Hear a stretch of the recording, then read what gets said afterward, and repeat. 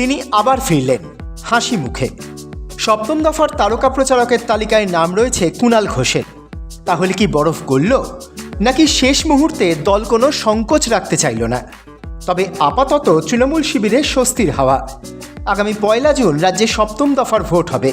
তার আগে ওই দফার তারকা প্রচারকের তালিকা সোমবার প্রকাশ করেছে তৃণমূল কংগ্রেস। তাতে মোট 40 জনের নাম রয়েছে। জলজল করছে কুণালের নামও।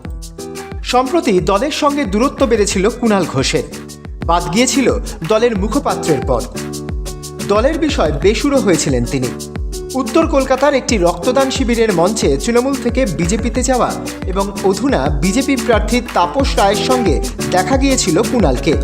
তারপরেই দল তার বিরুদ্ধে পদক্ষেপ করে। কুণালকে সরানো হয় দলের রাজ্য সম্পাদকের পদ থেকে, কিন্তু তারপরেই দল নামে ক্রাইসিস ম্যানেজ করতে। এই খবর প্রকাশ্যে আসার পর কুণাল ঘোষের বক্তব্য, আমি দলের সৈনিক, দল যখন যেখানে যে কাজ দেবে আমি সেই কাজ করতে প্রস্তুত। Bureau report, Kolkata 24/7.in।